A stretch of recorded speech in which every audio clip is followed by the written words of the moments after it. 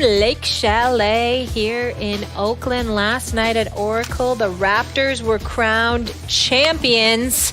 Mark Spears is with us now. And Mark, I want to ask you this. Obviously, you talk to these players all the time, and you were in this locker room post-game. Tell me what the emotion was like and what went down after the game. Yeah, Steph Curry was really saddened, and it had nothing to do with losing. And I mean, it had something to do with losing and not repeating, but he was saddened about what he called his two really good dudes, and that's Klay and KD. And he just like, this is supposed to be the best summer of their lives. They're getting a big contract. They're at the peak of their career, and then this happened. It was almost like he felt like guilty, like nothing happened to him. You know, Cousins, is the way he looked at it, he saw this was like a Jordan Peele movie. He said it was like a scary movie. He was like, who's going to die next? Yeah. You know, he said, I just really wanted to get to the end to see if I was going to be alive. Sean Livingston was saying that, you know, we were out there dying. These injuries are something that I've never seen in finals history, except maybe going back to the Lakers days. And even Steph, he almost started another injury. He was so just upset about the pain that I guess his brothers have been through. Then on his way to the shower, he punched the wall and then went in there because he was upset. Well, he better be careful because they already committed $200 million. Watch that hand. I mean, watch that hand. That's number one. Number two. If I were in the locker room, I'd just say, Steph, it's the fourth quarter, 3-2, and he missed the wall. There you go. Oh, you are so wrong for that. You say that.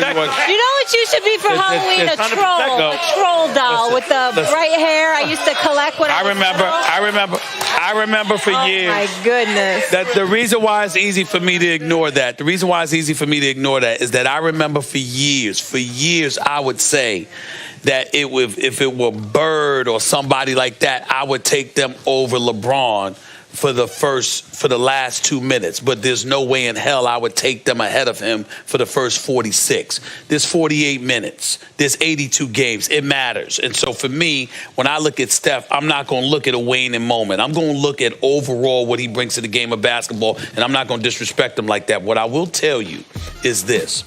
Steph, part of the reason he's feeling guilty again is because he got his. You see what I'm saying? Steph Curry got $200+ million. Yeah. It was supposed to be KD's turn. It was supposed to be Klay's turn. And so that's living in, you know what, he's got his and they didn't get theirs. And I think that ultimately they're going to get it no matter what. I think that's fine. But I think that if you're Steph in that moment, you're worried about all of that. Yeah, and they're legit in pain, physically, both of them. When you talk about Steph, of course, the vast majority of what anyone should, including, that's what I experience, is think about how great he is in so many different ways and how he's the engine of this dynasty. This has been an incredible run so far. It's not over, I don't think. You know, I think there are years where they will contend, and I think they got at least another championship in them. Steph, Klay, Dre. But at a certain point, you acknowledge all that. You know you're talking about one of the all-time greats, and now you're splitting hairs. Now you're talking about, you can't get over the fact that it's make or miss. There's no in-between. He had the look. It was the last shot going to ever be taken at Oracle by a Warrior. You got it to Steph Curry. It was an incredible look. I mean, you had guys in his face. And why the game before? Why didn't he make sure he got that shot? What do you mean? Who? Kawhi Leonard. The game before, he was doubled, so he passed out of the double. And he's by the way, he figured it out. He didn't win that game for him. I agree. By the way, Kawhi's not above criticism. Yeah. He could have dribbled it out, made a pass, or tried to make a play. He's not. No one's perfect, but Kawhi consistently has come up big in those moments, and Steph has been something less than his best self in those moments. Yeah. In other moments, he's incredible. I'm just saying, what Perk just said, no one's above criticism. At this level, we are splitting hairs, and if Steph hits the shot, they win the game. Yeah, no, I mean, I thought Steph had a great finals, with exception to that last shot. He was beating himself up after that.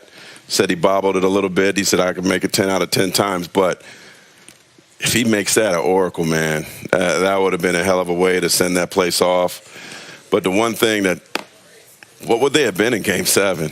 Nothing. I asked Cousins, could you imagine if you guys would have won that game? He's like, man, oh, my God. I don't know. Cousins is right. Maybe someone else goes down with a catastrophic injury. Maybe they're best to miss a Game 7. Yeah. And Steph did show, let me be fair, Steph showed a lot of improvement and maturity under pressure throughout these finals. He did things I have not seen from him He before. contributed to the 2 wins that they won and almost won Game 3. And so when you talk about a guy, listen, Steph Curry is not somebody that's in the conversation for the best player in the world. So we need to understand that when we're judging these guys, as you call it, splitting hairs, that's usually as we're conversing about who's the best in the world.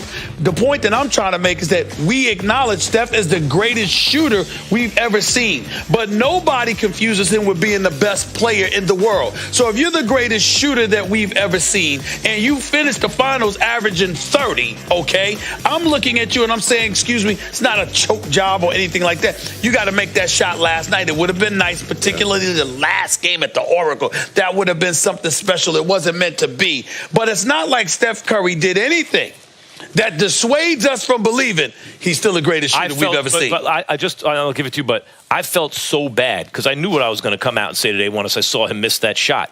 I don't want to say that. I wanted him to hit that shot, but I can't say I was surprised that he missed it because consistently throughout his career, until this finals, he misses that shot, and he missed it again. And it was the last shot at Oracle, and it wasn't a great look, but it was a good enough one. It's a weird play, too. Steph said he thought it was I don't know how this was a great play, or maybe it was messed up along the way.